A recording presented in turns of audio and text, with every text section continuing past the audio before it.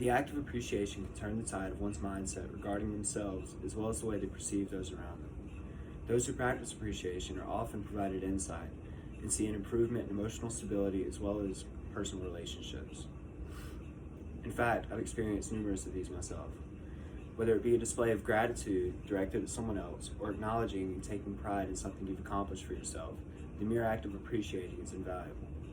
As such, it has been the focal point of numerous stories and films, one of which being Christmas classic It's a Wonderful Life, a movie I've watched multiple times and have grown to love.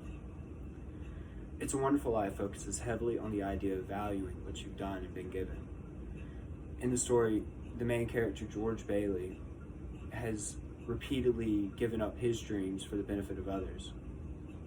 Disappointed with himself and tired of getting the shaft, Bailey resorts to suicide, but fortunately, before completing his attempt, his guardian angel Clarence comes to the rescue. On a mission to earn his own wings, Clarence shows Bailey what life in Bedford Falls would have been like had he never been born. Now aware of the dystopian society that he helped to avoid, Bailey develops an extreme appreciation for his journey in life. He realized that what he'd considered his shortcomings and failures were actually acts of extreme kindness and generosity. Suddenly, George had an understanding of a quote delivered to me not too long ago, which says, "A life of gratitude is a life well lived." The entire town of Bedford Falls greatly appreciated George and his contributions. Indeed, his life had been well lived, even wonderfully, some would say. No longer disappointed in himself, George returns to his family and job with a loving and gracious attitude, and never again doubts his purpose. See, upon feeling appreciative of himself and surroundings, George gained insight and understanding, if you will, of what he truly means to the world. With that, he was able to improve his relationships with his peers and found himself reaching an emotional balance. This applies to everyday life, and so we're clear it doesn't require a tragedy to begin appreciating.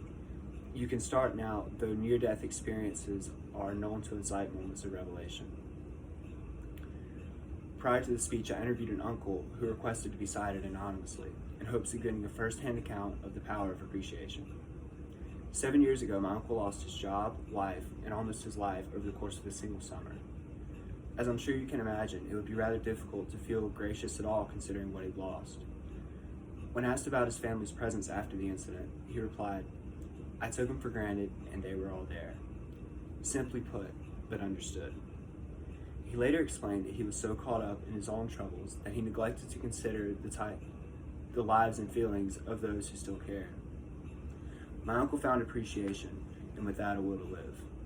He's since become a far more humble man, intent on not taking the important things for granted, and for that I applaud him. The mental recovery seen here isn't an anomaly. In fact, according to authors Joshua Brown and Joel Wong at UC Berkeley, those who wrote gratitude letters reported significantly better mental health for 4 weeks and 12 weeks after their writing exercise ended. This is where they had mental patients who had whatever diagnosis write just letters of appreciation, as simple as they may be to others, as an exercise, and they conducted a study on it. And studies of the sort have been conducted on well-functioning members in the past and have proven to work. Furthermore, researchers at Harvard Medical concluded that gratitude helps people feel more positive emotions, relish good experiences, improve their health, deal with adversity, and build strong relationships. And I think it capitalizes on what I said before about how gratitude truly can make a massive difference in one's state of mind. Gratitude grants perception. If you start first by appreciating those around you and what they've done to help, you develop a greater understanding of not only yourself or that particular individual, but people as a whole. Appreciation causes you to make the most of any opportunity, for to squander said opportunity would be to take it for granted. Acts of gratitude are the glue which hold interpersonal connection together.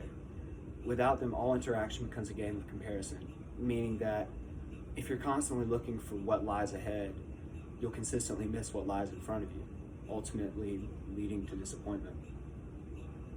For George Bailey and my uncle, finding gratitude gave them purpose. They saw what they meant to others, and as an effect began striving to fulfill what their peers and loved ones thought of them. They stopped fixating on what was missing, as something will always not be there, and instead dedicated themselves wholeheartedly to what they were given, which in each case was more than anyone can ask for. French philosopher Voltaire wrote, "Appreciation is a wonderful thing. It makes what is excellent in others belong to us as well, and I see no reason to object."